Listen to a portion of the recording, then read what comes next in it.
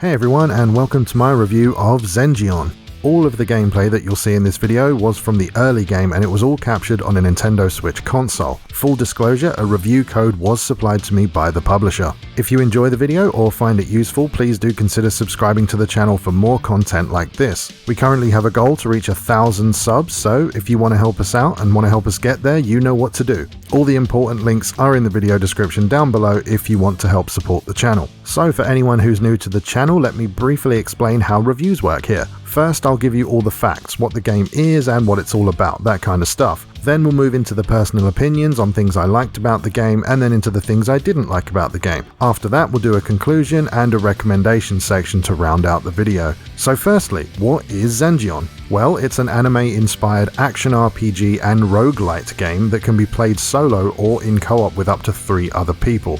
Do keep in mind that online co-op on the Nintendo Switch does require a paid Nintendo Online membership. The game was actually originally released a while back on the PC in 2019, but has now come to consoles, with the Switch version being available right now, both physically and digitally. However, it looks like the PS4 version has been delayed at this point. The game has a somewhat simple setup and story, and it centers around the Celestial Academy, who for centuries have protected a magic seal that covers the Blessed Land. That seal keeps the dark emptiness from getting into the Blessed Land, but during a lunar eclipse, a great power tore through the seal, and now a demon god is attempting to make a return. You play as one of 6 playable members of the Celestial Academy, and your job is to fight back the monsters and repair the seal. As I said, the game is an action RPG, and its systems are relatively basic in comparison to games like Hades or Diablo. You'll be hacking and slashing through various randomly generated worlds full of monsters, but you won't be leveling up and looting gear in a traditional sense. You'll actually be acquiring buffs, upgrades, items, and levels that are only relevant to the current playthrough of the game.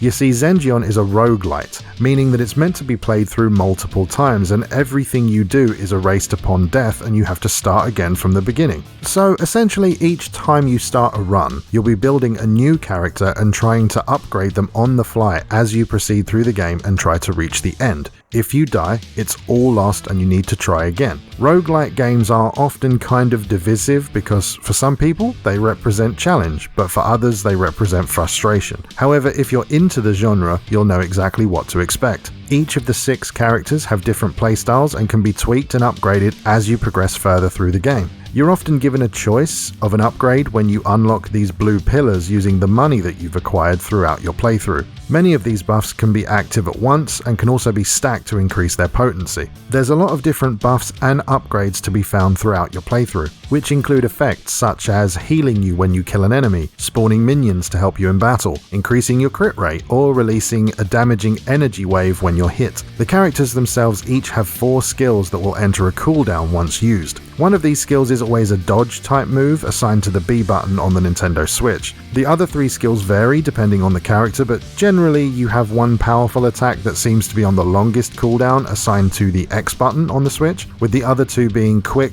offensive skills on short cooldowns. Every character also has healing potions on the left trigger and a powerful item on the right trigger, which is on a long-ish cooldown. The item can range from a stationary turret that automatically fires arrows, to a large explosive mine that deals big damage, or even a scroll that produces ice spikes which automatically fire at enemies who get too close. Unwanted items can be consumed to either give you back a health potion, upgrade the equipped item, or to upgrade your character's basic skills. Each time you start a new run, the map layout and enemy placement changes, so you'll never quite know exactly what you'll find and where. Unlike games such as Hades, in between deaths you do not unlock anything at all. There's no passive, overarching unlock system that gives you some kind of small reward that makes the next run easier or anything of that sort. The only thing you'll truly gain will be the knowledge of what enemies can do and the upgrades that are available to you. But really that's all there is to know about the game itself, so let's move on to the personal opinion stuff. We'll start with the things that I liked.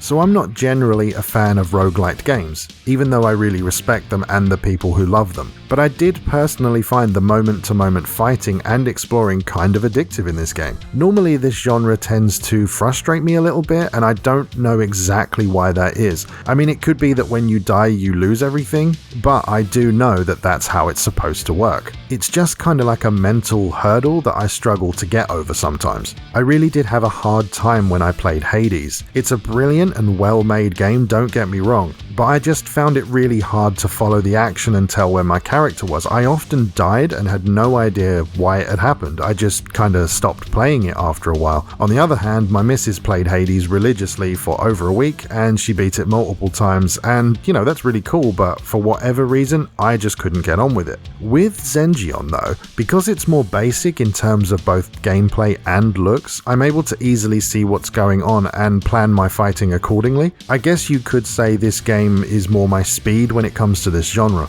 I don't know why, but I just felt really motivated to keep pushing forward, and nothing feels particularly annoying or bad to fight against, so I was just having fun throughout. Even when I died, I didn't really mind it at all, and trust me, it happened a lot in the beginning. The second thing I really liked was the choices of buffs and upgrades that you could find. Even though it's not what I typically enjoy in action RPGs, as I prefer actual loot and gear in games like Diablo for example, it was still really fun to see what I could get and what builds I could kind of make as I went along. I mean, for example, you could get a buff that gives you the chance to fire out electric bolts when you hit an enemy, right? And then you can find that same buff a second time to stack the effect and make it more powerful. And then you can get a simple upgrade that gives you a flat 40% electric damage bonus. And then once you've got all those, you could mix it with a buff that grants 5% health back on a kill, and that's just one of many possibilities. Of course, finding these buffs is dependent on luck and RNG, but there's so many different power-ups to find that you should easily be able to make something cool, and I found searching for this stuff quite addictive and satisfying.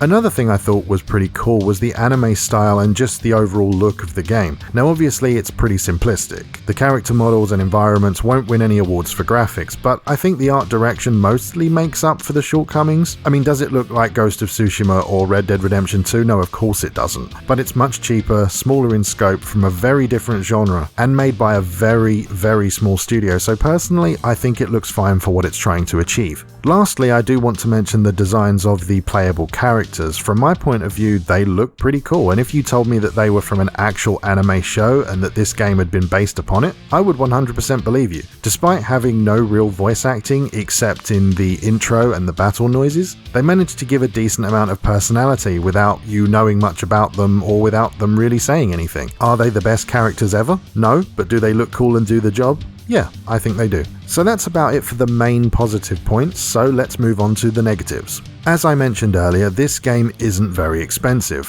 Fair enough, it does cost more physically than digitally, but it is very much a budget title made by a small group of people, and I think sometimes that shows through in a somewhat negative way. One example is in the moment-to-moment combat itself. When you play the game, it can feel kinda slow and a bit unresponsive and sluggish at times. It's that feeling of something like input lag, which I think is what it actually is. I'm not 100% sure if it is, but it feels like that there's that slight disconnect from when I press a button to seeing the results on screen. And it is a constant feeling. It's not like it only happens on random occasions or from time to time. It's literally all the time, so it could very well be actual input lag. I find that with every character I play as, I need to make sure I act a little bit before I normally would in order to dodge an attack or even to use a skill in the correct direction. It's this weird scenario where I have to kind of compensate for the slight input lag by trying to imagine what the enemies will do next, and sometimes it ends up with me getting swarmed or getting hit by a projectile, and it can be a bit annoying. I think this next point really compounds the previous point regarding the input lag.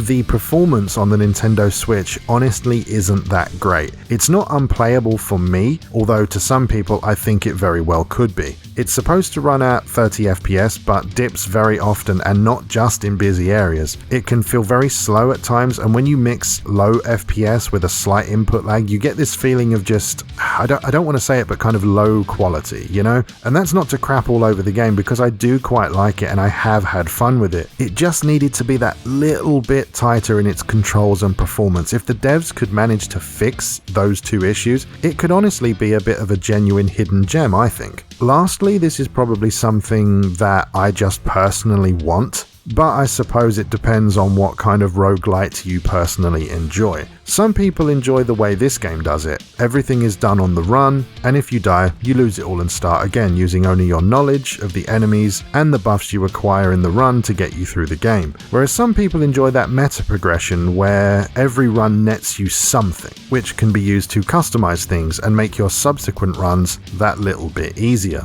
I personally like the Hades style of progression outside of the runs themselves. It just makes it so it doesn't feel so punishing for me personally. I'm not afraid of difficult games or being challenged, as I do really enjoy the Souls series and Bloodborne and various other Souls-like games, and have beaten most of them multiple times. In fact, I saw that the game Ashen was on sale on PSN recently, so I grabbed that. It's another Souls-like game and I'm enjoying it right now, but my point is, difficulty and challenge is fine, but depending on who you are, the degree of challenge you want from any given game is going to vary. So when it comes to roguelike games, dying over and over and not having any form of progression to show for it can make things feel like a bit of a slog. Not for everyone, of course, but definitely for me. And I suppose that's the main negative points out of the way, so let's move on to the conclusion and recommendation.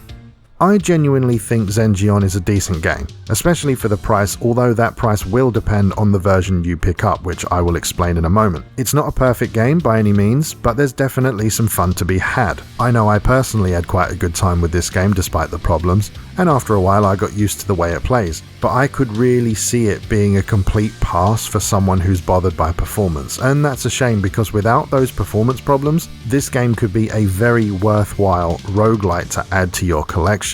So if you're a huge fan of roguelite style games, you know, Hades, Binding of Isaac, Dead Cells, things like that, then this game would be easy for me to recommend. I don't think it's better than any of those games I just mentioned though, but it's decent and could easily be enjoyed by a fan of the genre. If the performance would bug you on the Nintendo Switch, I would just say play it on PC or wait for the PS4 version that's coming down the line, and then I think you'll have a better time with it. On the other hand, if you're someone who's never enjoyed this genre, then I don't really think that this game is going to change your mind or get you into them. In fact, if you play this on the Switch, it may just confirm your dislike for the genre due to its unfortunately poor performance. Sometimes games can be so well done, at least in my opinion, that someone who isn't a fan could play it, enjoy it, and discover a whole new genre to enjoy. Sadly, this game isn't one of those. And if you're someone who dabbles in the genre or who is interested in doing so, I think there's worse things to spend your money on. However, I would easily recommend things like Hades or Dead Cells to you over Zengeon, but if you ended up playing those and enjoying those,